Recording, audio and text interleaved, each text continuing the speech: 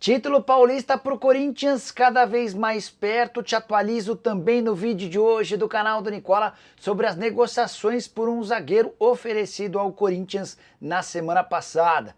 Bora falar sobre Abel Ferreira. O técnico do Palmeiras escancarou suas lamentações específicas contra dois jogadores do Verdão. Já o Flamengo é campeão mais uma vez e Felipe Luiz tem números impressionantes. Bora te atualizar sobre o São Paulo. O Tricolor pretende usar essa janela de transferências para trazer mais algum reforço ou não? Falo ainda sobre Daverson, que pode ser trocado por Pochettino, embora não exista unanimidade dentro do Galo em relação ao jogador argentino. Tem novidades importantes sobre o Internacional, campeão gaúcho. Falo ainda sobre o Vasco, as últimas do mercado, bastidores, finanças e muito mais.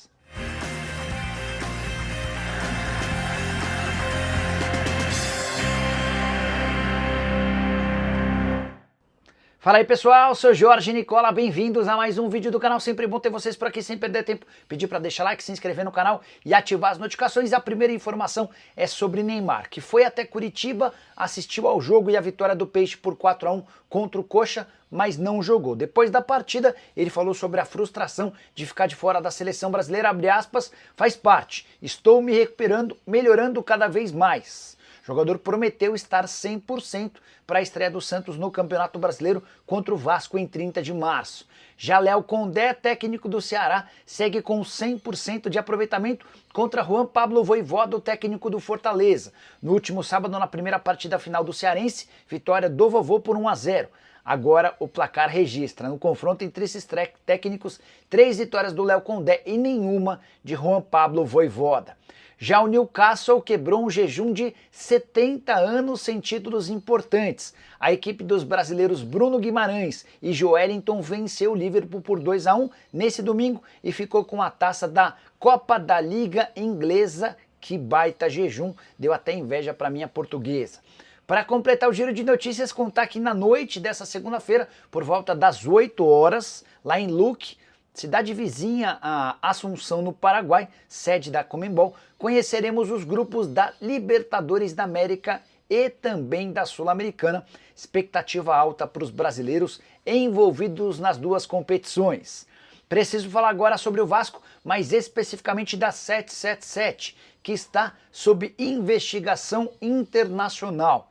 Tanto a 777 quanto a ACAP, que virou a controladora de todos os times da 777, estão sendo investigadas pelo Departamento de Justiça dos Estados Unidos e por uma comissão de valores mobiliários. A avaliação se dá porque há possíveis violações de leis de lavagem de dinheiro. 777 que viveu o caos financeiro na temporada passada, indo praticamente à falência. A ACAP precisou assumir a controladoria da empresa norte-americana.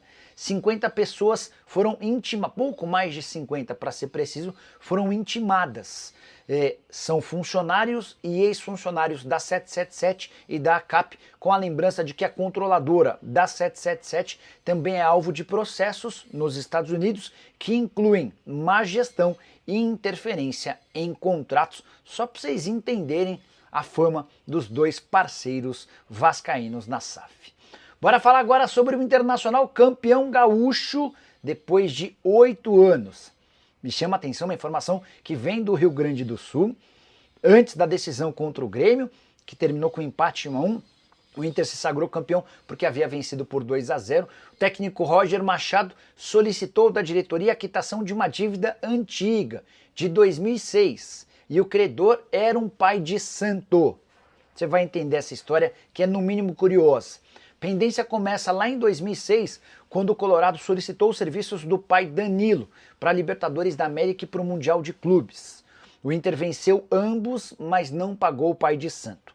Em 2010, o Internacional voltou a chamar o pai Danilo, prometendo quitar o atrasado e pagar mais 35 mil reais se fosse bicampeão da Libertadores. O título veio, mas os pagamentos ficaram pendentes. E criou-se, lá no Rio Grande do Sul, a máxima de que enquanto essa dívida não fosse resolvida, o Internacional não voltaria a ser campeão, nem sequer gaúcho. Vale a lembrança de que o Grêmio vinha de 7 títulos consecutivos e tentava emplacar seu 8º em sequência, igualando um recorde do Internacional de muito tempo atrás. A pedido do Roger Machado, o Internacional solucionou esse problema com o pai Danilo e horas depois acabou se sagrando campeão gaúcho. Só para arrematar essa história maluca, em 2021, o pai Danilo concedeu uma entrevista afirmando que o Inter só sairia da seca de títulos quando contratasse o técnico Roger Machado.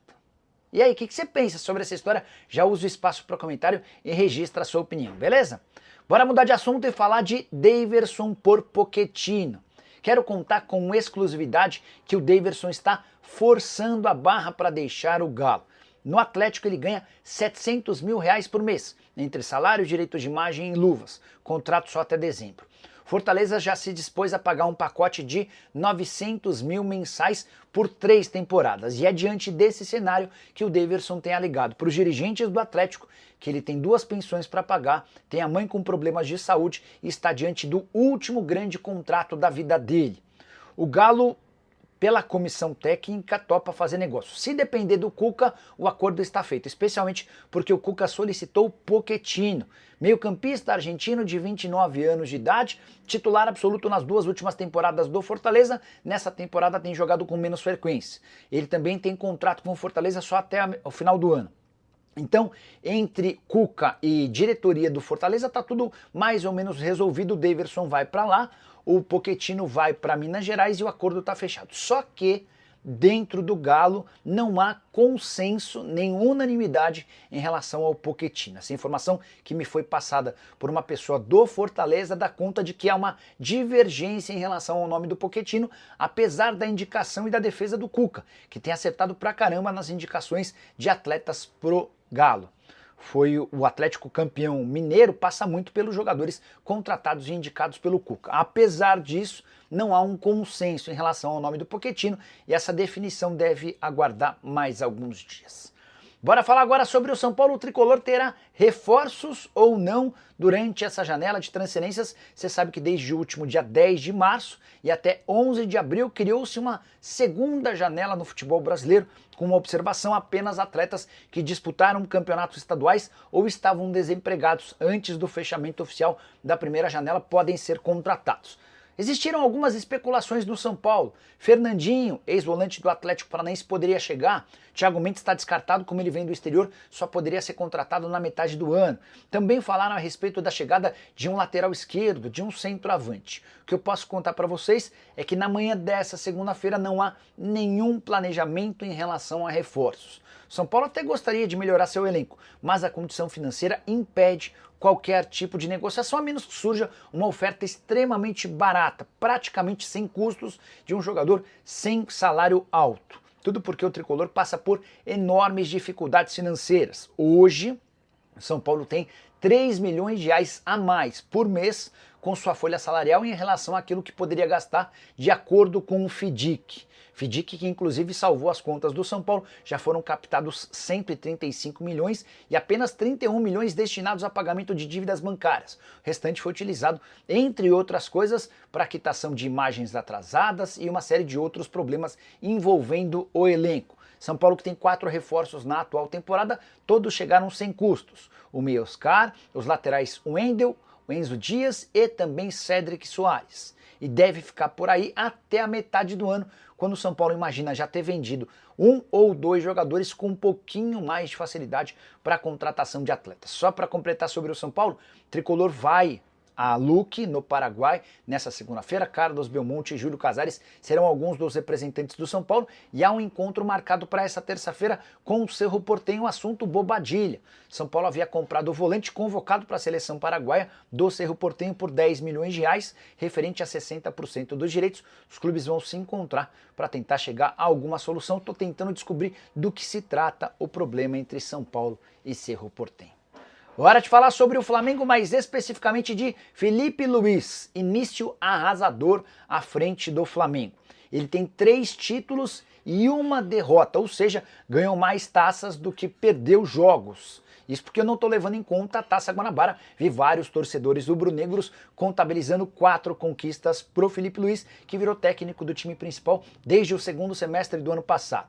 Felipe Luiz já se sagrou campeão da Copa do Brasil de 2024, além de vencer a Supercopa do Brasil e o Carioca de 2025. Até aqui 27 partidas, 19 vitórias, 7 empates e a única derrota pro Fluminense na temporada passada. 79% de aproveitamento dos pontos, 48 gols pró, 14 gols contra. No Campeonato Carioca com o time titular sob o comando do Felipe Luiz, só 2 gols sofridos. Flamengo que vem numa invencibilidade de 24 partidas, nenhum time da Série A está há tanto tempo invicto. Nesses 24 jogos, estou contabilizando apenas jogos comandados pelo Felipe Luiz com o time principal.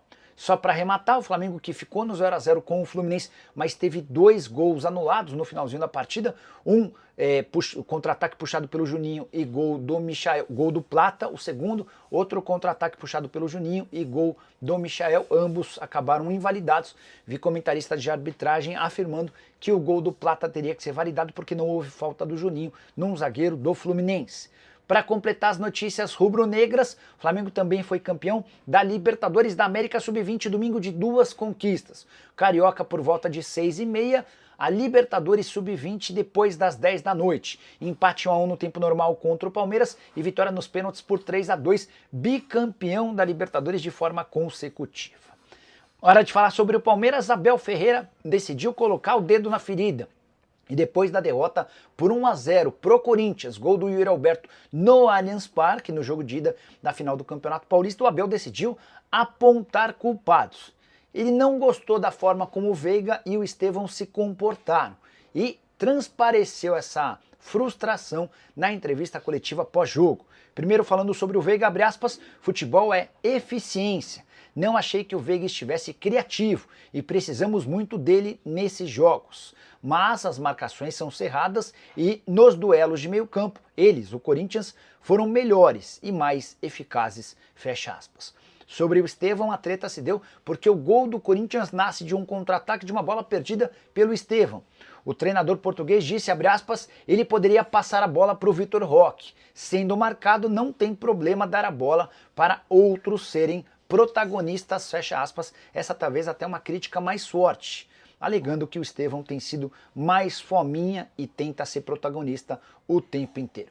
A pergunta que eu deixo para você é, o Palmeiras ainda tem chances de reverter essa derrota e se sagrar campeão? Seria um tetracampeonato inédito, 4 títulos consecutivos?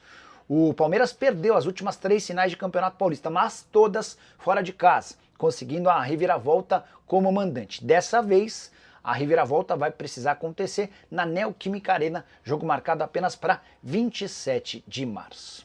Bora fechar o vídeo para falar sobre o Corinthians. Tem zagueiro monitorado pelo Timão com proposta oficial dos Estados Unidos. Eu me refiro a Patrick, atleta revelado na Lusa, 25 anos de idade, jogador do Novo Horizontino. Na semana passada, representantes do atleta sugeriram o nome do Patrick à diretoria alvinegra, que pediu uma reunião, mas condicionou esse encontro à data FIFA, afinal de contas, semana passada super pesada, com decisão na Libertadores da América e também a final do Campeonato Paulista. Em meio a essa situação, apareceu uma proposta oficial do DC United dos Estados Unidos para a compra do Patrick. A proposta é de $1 milhão, ou mais ou menos 5 milhões e 800 mil reais, com uma curiosidade, quando compra o Patrick da Portuguesa, Novo Horizontino gasta 700 mil reais. Seria a chance de faturar 5 milhões e 100 mil reais nessa operação. Existe a chance de o DC melhorar a oferta, até porque o Novo Horizontino, mesmo com a chance de um ganho alto, pediu mais dinheiro. E o Corinthians vai ter pouco tempo, provavelmente essa semana, para se decidir sobre a contratação ou não do defensor, que é canhoto, e chegaria para tentar resolver os problemas da zaga corintiana. Corinthians que tem hoje Gustavo Henrique e Félix Torres jogando como titulares, Pedro Tchoca, André Ramalho e também Kaká na condição de reserva. Não dá para dizer que há nenhuma unanimidade entre os defensores. Só para completar, depois da vitória por 1 a 0 contra o Palmeiras, Emiliano Dias, o filho e auxiliar técnico do Ramon Dias, admitiu que ele e o pai já perceberam que são patinhos feios em território brasileiro, aspas pro Emiliano, nunca nos sentimos respeitados ou queridos. Sabemos que a nível de estrutura e grupo nos respeitam e nos querem, o Fabinho e o grupo de atletas, mas nem Jesus convenceu todo mundo, Maradona e Messi não convenceram. Nós já nos demos por vencidos, sabemos que não vamos ser aceitos nunca. O que nos resta é trabalhar e deixar nosso nome marcado na história do Corinthians. Só para complementar o noticiário alvinegro, Memphis Depay, que ficou mais perto de faturar o prêmio de 4.700.000 livres de impostos com o título do Paulista, também garantiu mais R$1,5 milhão de reais. É que com assistência para o gol do Yuri Alberto, ele alcançou 20 participações em gol e o contrato prevê tal bonificação. Memphis, que foi direto do Allianz Parque para o aeroporto e num jato particular viajou até a Europa, ele participará das partidas de quartas de final da Liga das Nações entre Holanda e Espanha, jogos marcados para 20 e 23 de março. E você curtiu o vídeo? Não esquece de deixar like, de se inscrever no canal. Nos encontramos mais tarde. Tchau!